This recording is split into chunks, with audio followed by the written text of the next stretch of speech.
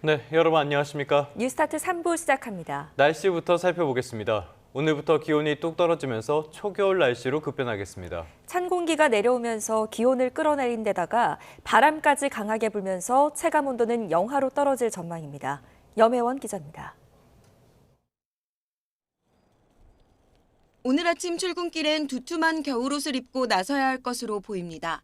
수도권과 강원 영서지방, 충청권까지 북쪽에서 내려온 찬 공기의 영향을 받겠습니다. 이 지역은 아침 최저 기온이 뚝 떨어져 1도에서 3도 사이가 될 전망입니다.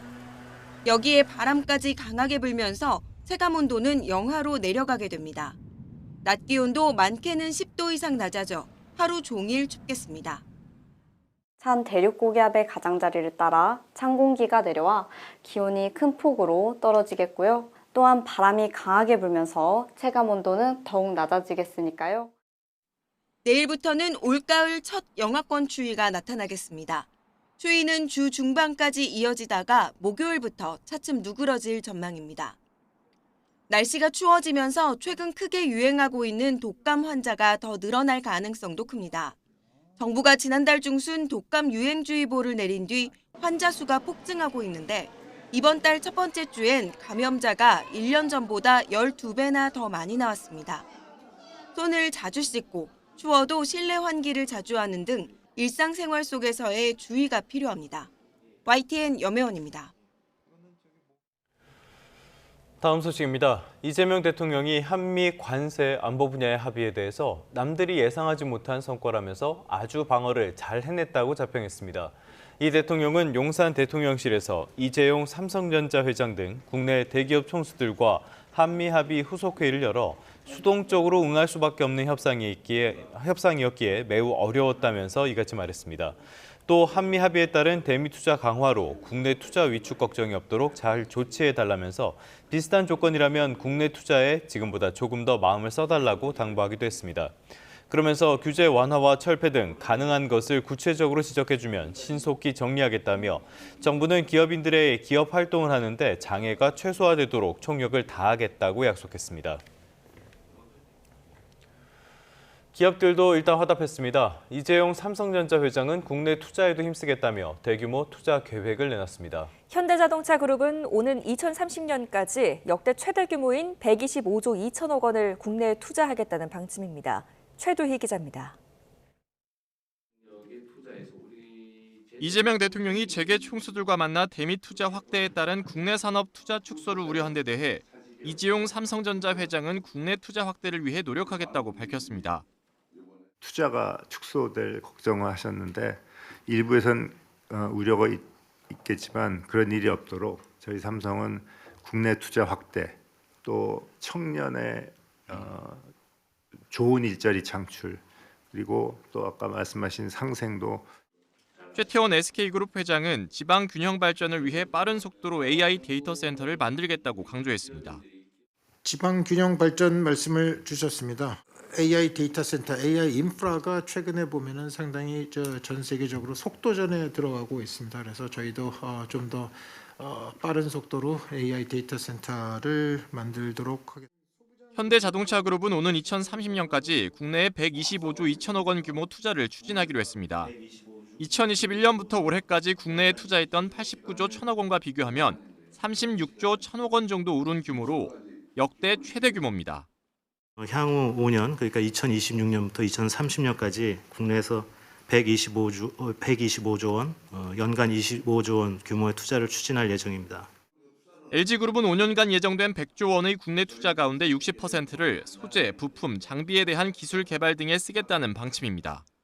5년간 예정된 100조 원의 국내 투자 중에서 60%를 소재, 부품, 장비에 대한 기술 개발과 확장에 투입해 소재, 부품, 장비 협력사들과 함께 경쟁력을 높이며 성장할 수 있도록 지원하겠습니다. 여승주 한화그룹 부회장과 정기선 HD 현대 회장은 한미 조선업 협력 프로젝트인 마스가의 성공적인 추진을 위해 노력하겠다고 다짐했습니다. 마지막 순서로 발언에 나선 서정진 셀트리온 회장은 이재명 대통령의 배짱을 직접 언급한 데 이어 제가 준비한 인사말은 다른 회장이 다 써가지고 똑같은 거 할 수도 없고 이번에 지켜보니까 대단하셨어요. 그 대통령님의 그 배짱 뚝심. 그래서 오늘 아침에 저희 미국에 있는 로비스트들이 니네 나라 정부 대단하다고 그러더라고요. 고학력자들이 지방 근무를 꺼리는 문제를 지방 정부와 풀어가겠다는 입장을 밝혔습니다. YTN 최두입니다. 우리나라가 건조할 핵 추진 잠수함이 중국을 억제하는 데 활용되는 건 자연스러운 예측이라고 미국 해군 참모총장이 밝혔습니다. 주권 자산을 어떻게 운용하는지는 한국이 결정할 문제라면서도 중국과 관련한 공동 목표를 동맹과 함께 달성하는 것이 미국의 바람이라고 말했습니다. 이종원 기자입니다. 잠수함 전력사령관 등을 지낸 데릴 커들 미 해군 참모총장이 방한을 계기로 내외신 기자간담회를 열었습니다. 한국의 핵추진 잠수함 건조 공식화가 단연 화두였습니다. It's an historic moment for both of our countries that the United States has made a commitment to move forward with helping Korea build nuclear-powered fast-attack submarines. 지역 중심의 해군에서 글로벌 해군으로 도약하는 과정이 될 거라는 의미도 부여했는데 대중국 억제 역할도 예상되느냐는 질문엔 자연스러운 예측이라며 이렇게 부연했습니다. I think the United States would expect partnership, again, working as an alliance together to meet our combined goals on what the United States considers to be our pacing threat, which is China. 다만 자국의 주권 자산인 함정을 국익에 따라 어떻게 운영하든 미국이 관여하거나 제한할 사안은 아니라며 다양한 선택지가 있을 거라고 덧붙였습니다. 한미 간 팩트시트에 담긴 미 해군 함정의 한국 내 건조에 대한 전망도 밝혔습니다. 전투함의 경우 미국 내 제도 개선이 필요하다면서도 한국이 기여할 수 있는 길을 열어둬야 한다는 점을 강조했습니다. And there will be congressional interest in this, of course, and those types of details would certainly have to be worked out. But I'm committed to looking into that.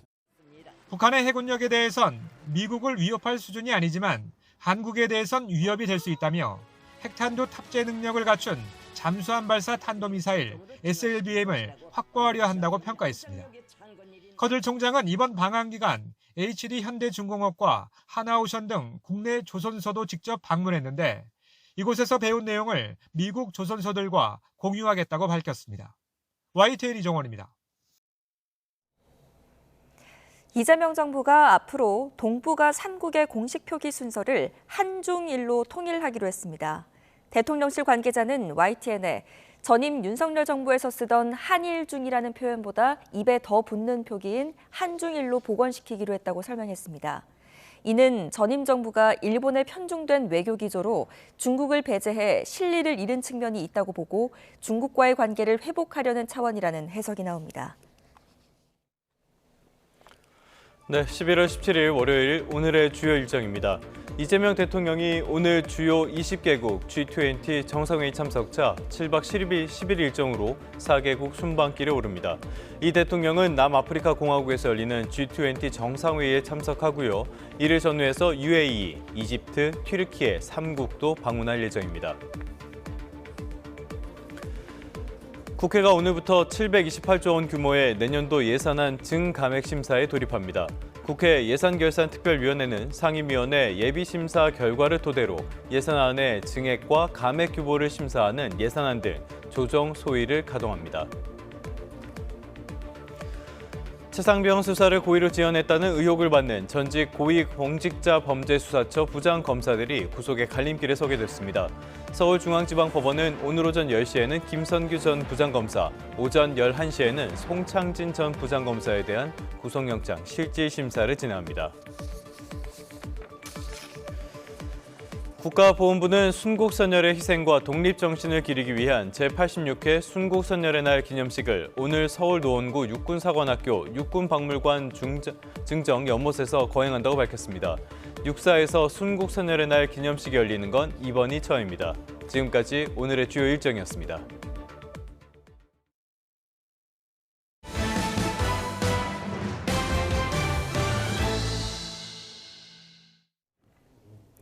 오세훈 서울시장이 한강버스 멈춤 사고에 대해 시민 여러분께 불편을 끼쳐드렸다며 공식적으로 사과했습니다.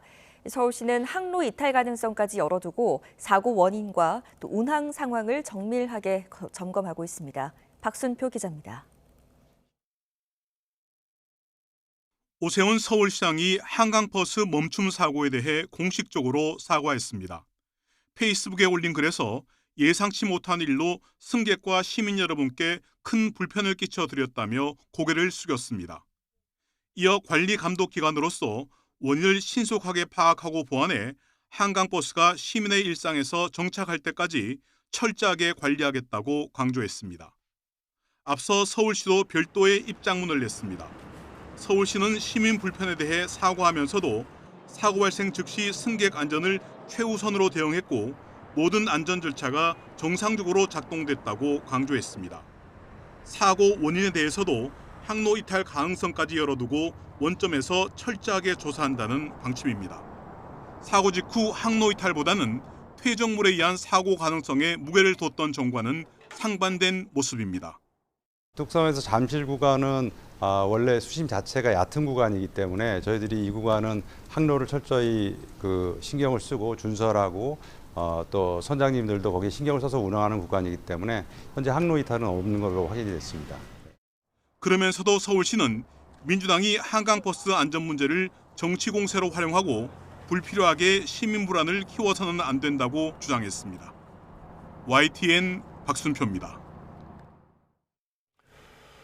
네, 다음 소식입니다. 경찰에서 구속 피의자의 검찰 송치 기한을 놓친 사실이 뒤늦게 알려지면서 불법 구금 여부를 두고 논란이 벌어지고 있습니다. 구속 피의자는 열흘 안에 송치하지 않으면 석방해야 한다는 형사소송법 규정 때문인데 경찰은 불법 구금이 아니라고 항변하고 있지만 검찰에서는 담당 수사관의 징계를 요구했습니다. 양동훈 기자가 쟁점을 짚어봤습니다. 지난 8월 경기 김포경찰서는 스토킹 접근 금지 조치를 여러 차례 위반한 40대 남성 A씨를 피해자와 분리하기 위해 법원에 잠정 조치 4호를 신청했습니다. 이를 받아들인 법원은 9월 22일까지 한 달 동안 A씨를 구치소에 유치하라고 명령했습니다. 이후 경찰은 추가로 구속영장을 신청해 9월 4일에 발부받고 9월 16일에 A씨를 검찰에 송치했는데 이 과정에서 논란이 터졌습니다. 구속 피의자를 열흘 안에 검찰에 넘기지 않으면 석방하도록 한 형사소송법에 따르면 이보다 앞선 13일에 A씨를 석방해야 했기 때문입니다. 검찰은 A씨가 사흘 동안 불법 구금됐다고 보고 일단 석방한 뒤 다른 범죄 혐의로 다시 구속해 재판에 넘겼고 경찰에 수사관 2명에 대한 징계를 요구했다고 밝혔습니다. 이와 관련해 경찰은 검찰, 구치소와의 협의 문제로 송치 시점이 늦어진 것은 인정하지만 잠정 조치 기간이 남아 있었기 때문에 불법 구금은 아니라고 반박했습니다. 경찰과 검찰의 입장이 정반대인 가운데 누구의 해석이 더 타당한 걸까? YTN이 문의한 법률 전문가들은 모두 처음 보는 사례라면서도 불법 구금 소지가 있어 보인다는 견해가 다수였습니다. 우선 구속영장이 발부된 만큼 잠정 조치는 무의미해진다는 설명입니다. 그래서 영장을 집행하면 잠정 조치는 임시 조치이기 때문에 효력이 없어지는 거고 10일을 넘어서 송치를 하게 되면 불법 구금이 되는 겁니다. 잠정 조치 효력이 유지된다고 보더라도 구속기간과 관련한 형사소송법 202조는 반드시 따라야 하는 강행 규정인 만큼 일단 석방한 뒤 다시 구금하는 절차를 밟았어야 한다는 의견도 있습니다. 집행 지휘서나 이런 그 형태를 가지고 집행하는 형식은 갖춰야 됐을 것 같아. 실제로는 석방 안 해도. 시행된 지 4년밖에 안 된 스토킹 처벌법의 빈틈을 지적하는 목소리도 나왔습니다. 그래서 이 사례가 좀 특이한 사례고 뭐 좀 그렇긴 한데 이 상황을 좀 상정하지 못한 법률 규정 미비도 있는 것 같아요. 만약 A씨가 관련 소송을 제기한다면 재판을 통해 첫 판례가 나오게 됩니다. 다만 그 전에 법령을 정비해 유사 사례가 재발하지 않도록 규정을 명확히 할 필요도 있어 보입니다. YTN 양동훈입니다. 경찰청 국가수사본부는 지난해 11월부터 1년 동안 사이버 성폭력 집중 단속을 벌여 3,500여 명을 검거하고 이 가운데 221명을 구속했습니다. 검거된 인원은 지난해보다 47.8% 늘어난 수준인데요.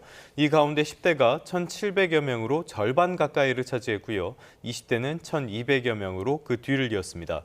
특히 1,500여 건으로 가장 많이 적발된 딥페이크 등 허위 영상물 범죄에서 10대와 20대 피의자의 합친 비율이 90%를 넘었습니다. 충북 청주 상당경찰서는 아파트 승강기에서 살인을 예고하는 듯한 내용물을 게시한 혐의로 50대 A씨를 붙잡아 조사하고 있습니다. A씨는 지난달 아파트 승강기에 입주민 간의 담배 연기 시비로 발생한 살인 사건을 다룬 기사와 함께 살인을 예고하는 내용을 게시한 혐의를 받습니다. 경찰 조사에서 A씨는 실내 흡연 자재 게시물을 붙여도 보고 관리사무소에 수차례 민원을 제기했는데도 담배 연기가 들어와 범행을 저질렀다고 진술한 것으로 알려졌습니다. 남편이 구치소에 들어가자 3살도 되지 않는 두 아들을 어린이집에 버리고 달아난 친모에게 실형이 선고됐습니다. 청주지방법원은 아동복지법 위반 혐의로 재판에 넘겨진 30대 지적장애인 A씨에게 징역 1년을 선고했습니다. 재판부는 부모의 보호가 절실하게 필요한 자녀를 방임하고 유기해 죄책이 무겁다면서도 지적장애인으로서 홀로 자녀를 돌보는 것이 버거워 범행한 것으로 보이는 점 등을 고려했다고 밝혔습니다.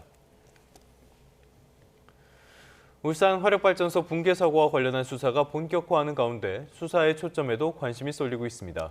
사고 당시 작업자들은 타워 25m 높이에서 취약화 작업을 하던 중 매몰됐는데요. 이 과정이 적절했는지에 수사가 집중될 것으로 보입니다. 이윤재 기자가 보도합니다. 가운데 부분부터 힘없이 무너져 먼지와 함께 순식간에 주저앉은 구조물. 7명이 숨지고 2명이 다친 울산 화력발전소 보일러타워 붕괴 모습입니다. 사고는 구조물을 폭파 해체할 때 한 번에 원하는 방향으로 무너지도록 하는 이른바 취약화 작업 중에 일어났습니다. 작업자들은 63m에 이르는 타워 25m 지점에서 일하다 변을 당했습니다. 사고 당일에 25m 지점에서 일부 취약화 작업을 했고요. 또 취약화가 끝난 구간에는 방호제 설치 작업을 수행했습니다. 지나치게 높은 위치에서 과도한 취약화가 이뤄졌다는 지적이 나오는 상황. 계획된 높이에서 적절한 작업이 이뤄졌는지가 사고 원인 수사의 핵심입니다. 실제로 붕괴된 보일러타워 5호기 옆에 똑같은 모양의 6호기를 폭파할 때는 25m 지점 취약화는 이뤄지지 않았습니다. 25m는 너무 위험하기 때문에 25m에서는 취약화 작업을 안 하고요. 그래서 1m하고 13m 그렇게 하기 때문에 발주처인 한국동서발전과 시공사인 HJ중공업, 발파업체인 코리아카코가 적절한 감독과 안전관리를 했는지도 수사 대상입니다. 특히 산업재해를 수사하는 고용노동부는 발주처와 시공사의 잘못이 없는지를 꼼꼼히 따질 방침입니다. 신속하고 엄정한 수사를 통해 사고 발생의 구조적 원인을 철저히 규명하겠습니다. 발주처에 대한 책임을 강화하는 방법도 제도적으로 강구할 생각입니다. 발전소 본관 건물과 달리 보일러타워는 건축물로 분류되지 않아 지자체 신고나 허가 대상이 아니었다는 점도 짚어볼 문제입니다. 경찰과 고용노동부가 관계자 줄소환과 압수수색까지 예고한 가운데 향후 수사 방향에 관심이 쏠립니다. YTN 이윤재입니다. 네, 이번엔 국제뉴스 살펴보겠습니다. 미국이 지난달 미중 정상회담과 관련한 세부 합의를 이번 달 안에 마무리할 계획이라고 밝혔습니다. 고물가로 공화당이 지방선거에서 패배했다는 분석이 나오고 있는 가운데 미 재무장관은 내년 초 인플레이션이 꺾일 것이라고 주장했습니다. 워싱턴 홍상희 특파원입니다. 스콧 베선트 미 재무장관은 중국과의 무역 합의문이 아직 마무리되지 않았지만 이달 안에 세부 합의를 마칠 계획이라고 말했습니다. 시진핑 중국 국가주석은 트럼프 대통령을 존경하고 있다면서 중국이 정상회담 합의를 지킬 것으로 기대한다고 강조했습니다. We hope to have done by Thanksgiving. The meeting was conducted very high level, and I am confident that they will honor their agreement. 지난달 부산에서 열린 미중 정상회담에서 중국은 히토류 수출 통제를 1년 동안 유예하기로 했고 미국은 중국에 부과했던 이른바 펜타닐 관세를 10%로 낮추기로 합의했습니다. 그러나 중국이 미국의 군사기업에는 히토류 공급을 차단할 거라는 전망이 제기되면서 베선트 장관은 미국이 쓸 수 있는 카드가 많다고 경고했습니다. We have lots of levers, but to come out and say this before the agreement's even inked, I think is irresponsible. 미국 내 계속되고 있는 고물가 우려에 대해서도 진화에 나섰습니다. 지난 4일 뉴욕시장 등 지방선거에서 물가 불안으로 공화당이 패배했다는 분석이 이어지는 가운데 베선트 장관은 내년에는 물가가 안정될 거라고 주장했습니다. 팁과 초과 근무 수당 세금 공제가 환급돼 실질 소득이 늘어날 거라며 관세 수입 증가분을 미국 가정에 $2,000씩 나눠줄 거라는 계획도 다시 언급했습니다. I think Americans are going to feel it in the first quarter, second quarter. I think 2026, thanks to President Trump's signature plans, is going to be a great year for working Americans, for the markets. 관세 판결 전망에 대해서는 전통적으로 대법원이 대통령의 핵심 정책에 개입한 적은 없다며 연방대법원이 혼란에 뛰어들지 않을 거라고 덧붙였습니다. 워싱턴에서 YTN 홍상입니다. 미국이 세계 최강의 항공모함을 카리브해에 배치하면서 베네수엘라에 대한 군사적인 압박을 최고 수준으로 높였습니다. 최고 수위 압박에 직면한 마두로 베네수엘라 대통령은 지지자들 앞에서 존 레넌의 노래 이매진을 부르며 평화를 촉구했습니다. 워싱턴에서 신윤정 특파원이 보도합니다. 미 해군은 보도자료를 내고 미 남부사령부 관할 구역에서의 해상 작전을 위해 세계 최대인 포드 항모가 이끄는 항모 전단이 카리브해에 진입했다고 밝혔습니다. 그러면서 도널드 트럼프 미국 대통령의 국토 방어를 위한 초국가 범죄 조직 해체와 마약 테러 대응 명령을 지원하게 된다고 설명했습니다. AP통신은 포드 항모 도착으로 미 군사력 집결이 완성됐다며 미 해군 함정 10여 척과 병력 12,000여 명이 합동작전에 합류한다고 전했습니다. 트럼프 행정부는 지난 9월부터 베네수엘라에서 미국으로 유입되는 마약을 차단하겠다며 카리브해 등에서 마약 운반선을 잇따라 공격해왔습니다. 이런 상황에서 1989년 미국의 파나마 침공 뒤 최대 규모 병력을 배치한 건 베네수엘라 마두로 정권에 대한 압박을 최대치로 끌어올린 것으로 풀이됩니다. To amass such naval presence near Venezuela, you are dramatically raising the risk. 트럼프 대통령은 니콜라스 마두로 대통령을 국제 범죄 조직을 돕는 독재 정권이라고 맹비난해왔고 군사작전 감행을 시사해왔습니다. Venezuela sent us thousands and thousands, hundreds of thousands of people from prisons, from mental institutions, drug addicts.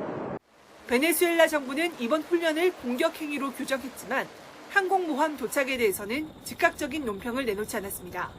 마두로 대통령은 더 전쟁은 없어야 한다면서도 정권 전복을 목적으로 한 미국의 공격에는 맞서 싸우겠다며 대규모 군 동원령을 내렸습니다. Peace, peace, peace. Hacer todo por la paz.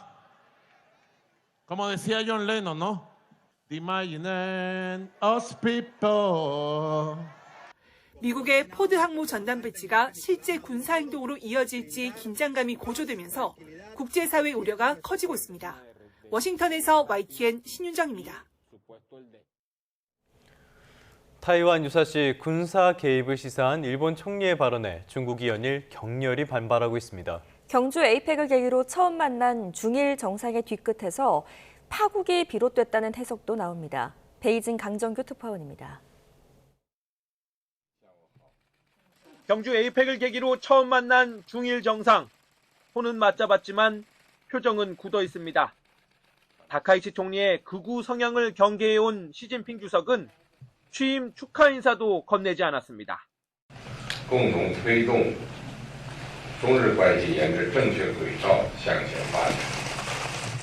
30분 만에 끝난 상견례에선 침략 역사 반성과 동중국해, 인권 문제 등 쓴소리가 오갔습니다. 다카이치는 이튿날 에이펙에 참가한 타이완 대표와 따로 회담하며 중국을 자극했습니다. 귀국 뒤엔 타이완 유사시 무력 개입이 가능하다는 취지의 국회 발언으로 불에 기름을 부었습니다. 戦艦を使ってですね、そして武力の行使も伴うものであれば、これはどう考えても存立危機事態になりうるケースであると。 중국은 레드라인을 넘었다며 격렬히 반발했고 심야에 일본 대사를 불러 항의하기도 했습니다.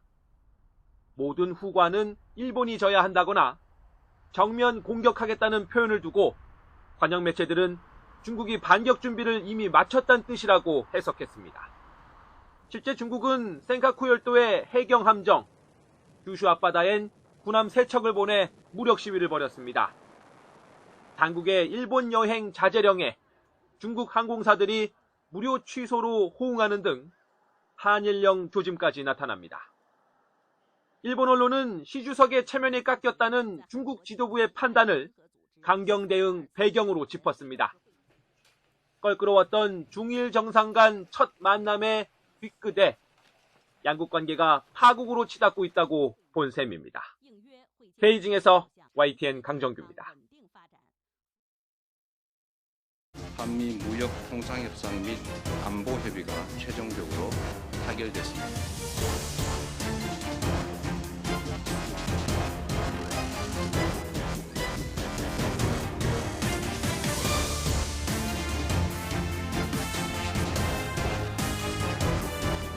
경제 상황이 녹지만은 않은데 지난 9월달에 약속한 대로 향후 5년간 2만 명씩 국내에서 고용을 하고 있습니다.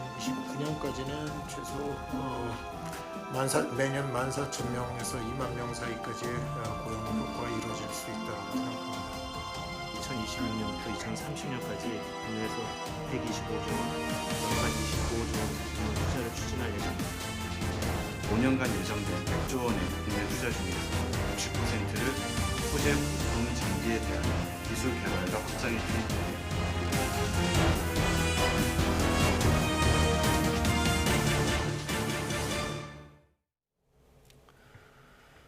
네, 한미 관세 협상 타결을 계기로 정부와 재계가 국내 산업 재편에 속도를 내고 있습니다. 어제였죠. 이재명 대통령과 대기업 총수들이 만났습니다. 어떤 이야기가 나왔을지 서강대학교 경제학과 허준영 교수와 자세한 내용 짚어보겠습니다. 어서 오십시오. 어서 오십시오. 저희가 문을 열면서 말씀을 드린 것처럼 어제 재계 총수들 그리고 이재명 대통령이 대통령실에서 만나서 회의를 열었어요. 어떤 내용들 이야기했습니까?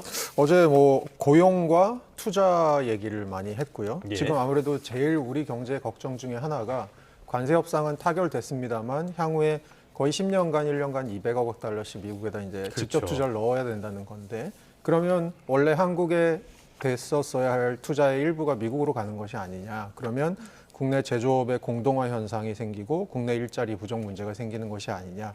이것들에 대해서 이제 재계 총수들이 한 얘기는 그렇게 걱정할 필요 없다. 우리가 기존에 갖고 있던 투자 계획들을 약간 상향 조정하고 또 한편으로는 일자리 문제에도 끊임없이 신경을 쓰겠다. 아까 방금 전에 뉴스에 이 화면에서도 나온 것처럼 삼성전자, SK 그리고 현대 LG 그리고 화학까지 그 각각의 분야에서 투자하겠다. 그런데 또 눈여겨보아야 될 부분 하나는 어제 이재명 대통령 말씀 중에 지방에 대한 얘기가 있었습니다. 최근에 지방 소멸이나 여러 가지에 대해서 정부의 대응이 좀 늘어나고 있잖아요. 그래서 구체적으로 예를 들어서 삼성과 같은 경우는 최근에 스웨덴의 그 공기 좀 정화하고 공기 관리하는 회사 하나를 공조회사를 인수를 했습니다.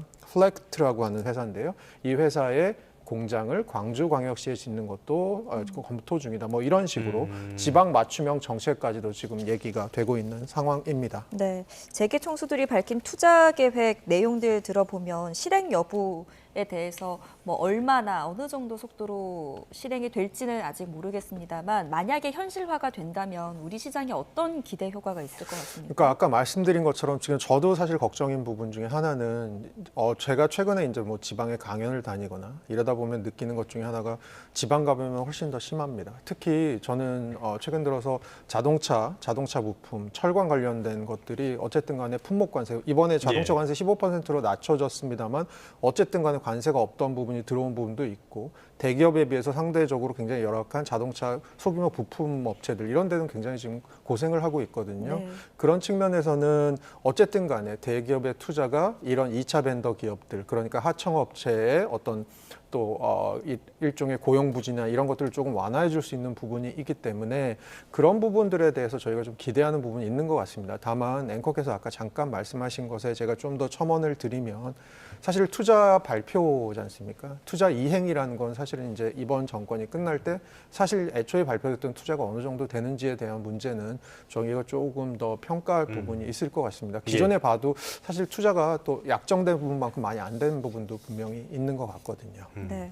알겠습니다. 실제로 투자가 이루어질 수 있도록 정책적인 지원도 필요하겠는데 지금까지 정책 흐름을 보면 잘 모르겠다라는 생각도 드는 것 같습니다. 자, 다음 소식 한번 살펴보도록 할까요? 이번에는 대출 금리를 한번 봐야 되겠는데요. 시중은행의 주택담보대출 금리가 2년 만에 6%대로 뛰었다고 해요. 왜 이렇게 많이 오른 겁니까? 그러니까 6%라는 게 주담대 같은 걸 보면 이게 범위가 있습니다. 예. 그래서 가장 낮은 금리가 있고 가장 높은 금리, 그러니까 개인의 뭐 신용도나 여러 가지에 따라서 다른데요. 가장 높은 거 기준으로 보면 지금 4대 은행 주담대 금리가 6%대 초반까지 나오고 있습니다. 지금 그림에 나오고 있는 것 같은 거고요. 중요한 건 추세인데요. 지금 추세가 계속해서 오르고 있습니다. 예. 그럼 왜 추세가 저렇게 오르고 있느냐라고 봤을 때는 은행채 금리 보이시죠? 저 은행채 금리가 바로 주담대 금리의 원가가 되는 은행들의 조달 금리입니다. 그 은행들의 조달 금리 자체가 지금 오르고 있고요. 그럼 은행채 금리는 왜 오르는 거야? 라는 연쇄적인 예. 질문을 가지실 수 있는데 은행채 금리는 쉽게 생각하시면 국고채 금리에다가 약간의 가상금리를 붙인 금리라고 생각하시면 됩니다. 네. 그럼 두 가지 정도의 흐름이 있겠죠. 첫 번째로는 국고채 금리가 최근에 오르고 있습니다. 왜 오르고 있냐를 보니까 한국은행 같은 경우도 최근에 이제 기준금리를 인하하는 것이 거의 이 종착점에 다다랐다라는 얘기가 있고 예. 그리고 미국의 연준을 보면 어떻게 보면 미국 금리가 전 세계 벤치마크 금리인데요.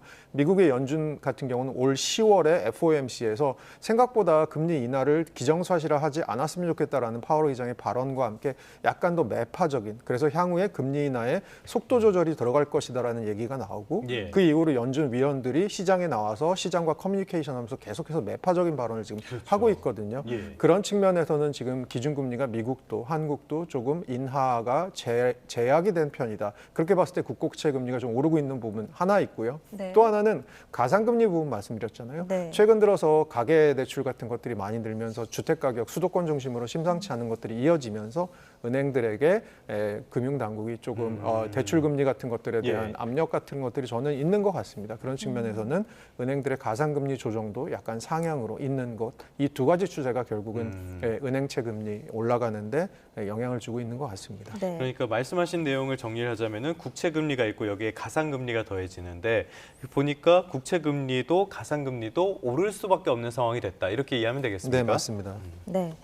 자, 말씀해 주신 대로 금리들이 다 오르고 있는 상황에서 신규 코픽스 기준으로 주담대 변동금리의 경우 지표금리보다 인상폭이 훨씬 컸는데 이건 뭐 때문에 그런 겁니까? 그러니까 요거는 제가 아까 말씀드린 것처럼 정확히 지금 보니까 이게 지표에 따라 약간 다른 것 같아요. 네. 비슷하게 오른 데도 있고 약간 더 지금 앵커께서 말씀하신 대로 많이 오른 데도 있긴 한데요. 그렇게 봤을 때는 결국은 이제 은행권에서 아무래도 그 주택담보금리 대출에 붙는 금리에 붙는 이 가상금리를 최근에 올리고 있는 영향이 좀 큰 것 같습니다. 예. 어쨌든 간에 저희 그 최근 들어서 연달아 3번의 부동산 대책이 나왔고 그 이후로 시장이 뭐 최근 들어서 거래량은 급감했습니다만 여전히 신고가가 계속해서 나오고 있는 상황. 이런 상황에서 사실 잠재적인 수요에 대한 불씨가 꺼지지 않은 것 같거든요. 이렇게 봤을 때는 향후에 수요를 어떻게 보면 조금 더 억제하는 정책들이 지속되면서 이것들의 은행의 금리, 가상금리에 영향을 주는 것 같고요. 만약에 또 은행들도 1년의 대출 상한 목표 같은 것들이 있습니다.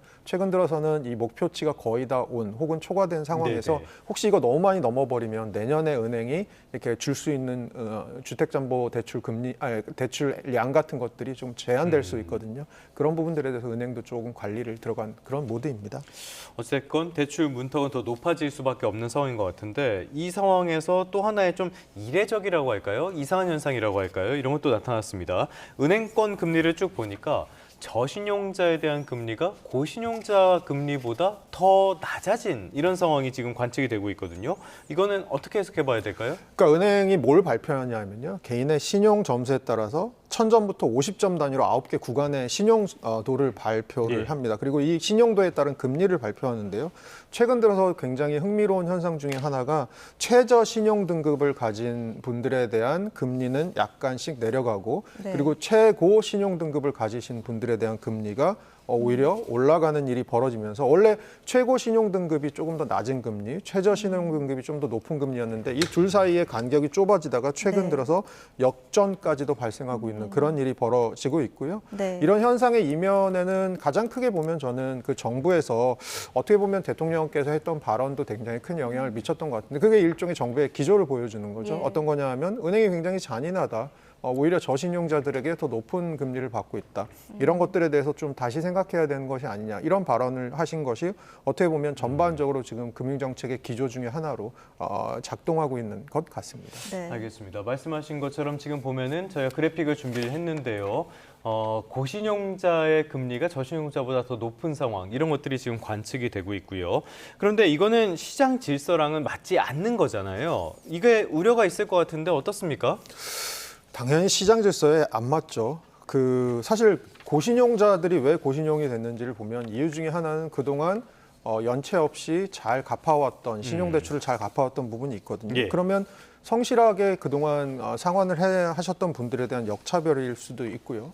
반대로는 도덕적 해이, 내가 잘 안 갚아도 뭐 그렇게 크게 금리에 영향이 없구나, 이런 얘기들이 나오면서 결국은 저신용자와 고신용자들의 사이에서의 역차별 가능성이 발생할 수 있고요. 네. 최근 들어서 저는 조금 눈여겨본 부분 중에 하나가 올 6월까지, 한 2021년 6월부터 올 6월까지 계속해서 가계대출 중에 신용대출 비중이 줄었습니다. 네. 원래 이게 10%대 한 중반 정도 차지하고 있던 비중이 최근 들어서는 6월에는 9%대로 떨어졌거든요. 그래서 가계대출 중에 신용대출의 비중이 좀 떨어져서 이렇게 신용대출에 있어서 금리 역전이 일어나는 게 그렇게 큰 문제가 아니구나라고도 생각할 수 있을 것 같은데, 최근 들어서는 또 저희가 627 대책이 있었던 이후에 무슨 일이 벌어지고 있냐 하면 아무래도 주담대 쪽이 많이 막히다 보니까 신용대출 쪽으로 다시 집을 사시는 분들이 굉장히 늘어나고 있거든요. 예. 그렇게 봤을 때는 이 신용대출 금리 자체는 원래 다른 주담대 금리보다 담보가 없기 때문에 높습니다.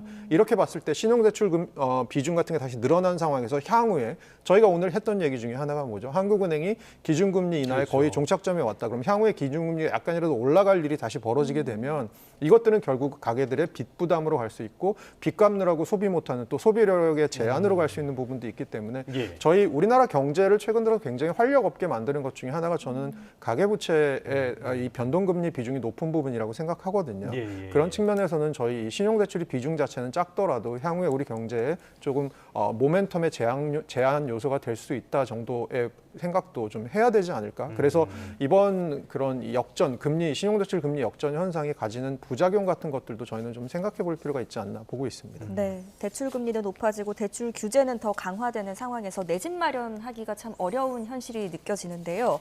국토부가 발표한 조사를 보니까 서울에서 내 집 마련하려면 월급을 한 푼도 안 쓰고 14년을 모아야 한다는 조사 결과가 나왔습니다. 이게 어떤 것들을 좀 시사할까요? 이게 이제 PIR이라고 하는 건데요. 자기 소득, 중위 소득 대비 중위 주택 가격을 비교한 겁니다. 그래서 이 PIR이 올해 한 14 정도가 나왔어요. 그게 뭐냐면 중위 소득을 가진 가구가 버는 소득을 전액 저축한다고 가정할 때 내 집 마련까지 보통 한 14년이 서울에서는 걸린다. 지금 수도권에서는 8.7년 정도 걸린다라고 나오는데, 이거 보시면 지금 두 개 비교를 해놨잖아요. 이전과 이후. 그래서 이렇게 비교를 해놓은 건데 2023년과 24년 보면 최근 들어서 이 내 집 마련 예상 소요 기간 PIR이 좀 늘고 있다. 왜 그럴까라고 생각해 보면 가장 큰 건 올해만 해도 사실 주택 가격이 굉장히 많이 올랐잖아요. 그런 것들이 전반적으로 반영된 것. 소득이 오르는 속도보다 주택 가격이 오르는 속도가 더 높아지는 그런 일이 벌어지는 거고요. 사실 월급 한 푼 안 쓰시고 14년 사시는 게 사실 불가능하죠. 저거 생각해 보면 사실 서울에서 집을 산다는 것이 얼마나 점점 체감상 멀어지고 있는지에 대한 얘기인 것 같습니다. 알겠습니다. 굉장히 가슴 아픈 지표도 하나 봤습니다. 끝으로 이 내용 한번 살펴보도록 할까요? 구직 활동을 6개월 넘게 했는데도 일자리를 구하지 못한 장기 실업자. 지난달 기준으로 거의 12만 명에 육박하고 있네요. 이게 4년 만에 가장 많은 수준이라고 하는데 어떤 이유가 있는 겁니까? 가장 크게 보면 연령별로 보면 25세에서 29세가 가장 크게 차지하고 있습니다. 그럼 25세에서 29세의 특징이 뭐냐? 대학 졸업하고 이제 막 노동시장으로 진입한 첫 취업에 들어가는 시기인데요. 이때 아무래도 실업 상태에 놓이게 되고, 장기 실업자의 기준이 6개월 이상 구직 활동을 했는데도 일자리를 구하지 못한 실업자거든요. 그렇게 보면 이때 그 취업 시장에 들어온 사람들이 일자리를 잘 못 잡다가 결국은 그냥 일자리 잡는 것을 포기하는 단계로 나아가는 이런 일들이 최근에 좀 많이 벌어지고 있다라는 거고요. 이유가 뭘까 생각해 보면 일자리 미스매치가 제일 큰 것 같습니다. 예. 우리나라처럼 대학 진학률 높은 나라도 없는데요. 대학을 졸업했는데 생각보다 좋은 일자리는 없고 그렇다 보니까 이 좋은 일자리를 가지 못하는 바에는 조금 기다렸다가 더 좋은 일자리를 갈까 하다가 보면 결국은 때를 놓치게 되는 일이 벌어져서 또 이와 같은 현상이 벌어지는 것 같은데요. 한국은행에서 최근에 나온 연구 결과 하나가 굉장히 흥미로웠습니다. 쉬는 기간이 길면 길수록 저희가 생각하는 뭔가 뭐죠? 예, 직장을 잡기는 점점 어려워진다. 이런 일이 벌어져서 아무래도 악순환이 벌어지고 있는 것 같습니다. 네, 정부 차원에서나 뭐 지자체 차원에서 대책이 있겠습니까? 정부는 작년에 사회 이동성 해소를 위한 대책을 나오기도 했는데요. 사실 이것도 굉장히 여러 가지가 교육, 지역 문제, 그리고 일자리 문제 이런 게 있는데요. 저는 지적하고 싶은 게 하나 그렇습니다. 미국과 일본에 비교해서 우리나라가 300인 이상 대기업의 비중은 굉장히 작습니다. 그런데 예. 최근에 대기업은 학생들이 굉장히 선호하는 직업인데도 불구하고 많은 부분 경력직을 뽑고 있습니다. 되게 역설적인 일이 벌어지고 있죠. 대기업은 별로 없는데 대기업에서 경력을 쌓고 오지 않으면 대기업으로 갈 수 없는 이상한 일이 벌어지고 있어서 이런 부분들에 대한 대책 같은 것들이 필요할 것 같습니다. 알겠습니다. 요즘 공고를 보면은 경력자를 채용한다는 공고가 많으니까요. 이런 것들이 청년 문제를 더 심화하는 것이 아닌가라는 생각도 듭니다. 지금까지 서강대학교 경제학과 허준영 교수와 함께했습니다. 오늘 말씀 고맙습니다.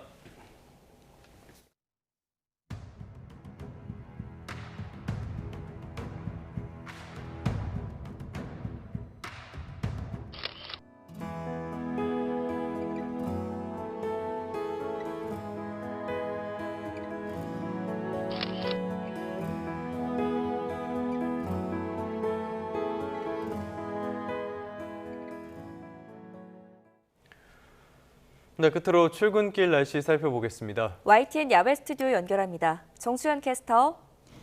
네, 정수현입니다. 네, 확실히 오늘 새벽에는 기온이 떨어진 게 체감이 되던데 지금은 어떻습니까? 네, 한 주의 시작과 함께 어김없이 초겨울 추위가 찾아왔습니다. 현재 서울 기온 3.7도 보이고 있고요. 찬바람의 체감 온도는 영하권에 가깝습니다.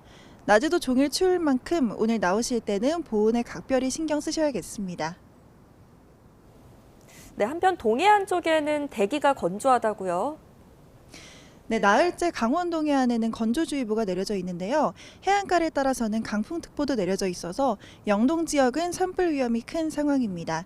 이 지역에 계신 분들은 더욱 불씨 관리에 각별히 주의하셔야겠습니다. 먼저 추위 상황부터 살펴보도록 하겠습니다. 현재 전국에서 가장 추운 곳은 화천 산해면으로 영하 6.6도까지 떨어져 있습니다. 봉화는 0.6도, 대관령이 0.3도 보이고 있고요. 그 밖의 지역은 서울이 3.7도, 대전 4.3도 나타내고 있습니다. 차가운 공기의 중부와 남부 산간에는 얼음이 얼기도 하겠습니다. 낮에도 서울이 6도에 그치면서 어제보다 무려 13도가량 낮겠고요. 대전과 전주 7도, 대구 9도에 머물며 종일 춥겠습니다. 내일은 날이 더 추워집니다. 내일 서울 아침 기온이 영하 4도까지 떨어지면서 올가을 첫 영하권 추위가 나타나겠고요. 밤사이 충청 서해안과 제주도에는 비가 내리겠습니다. 추위 속 비가 눈으로 바뀌어 내리는 곳도 있겠습니다. 주말이 지나고 하루 만에 초겨울이 됐습니다. 면역력 잃기 쉬운 데다가 독감 환자도 급증하고 있어서 더욱 건강관리에 각별히 주의하셔야겠습니다. 지금까지 YTN 정수현입니다. 네, 11월 17일 YTN 뉴스타트 모두 마무리하겠습니다. 시청해주셔서 고맙습니다.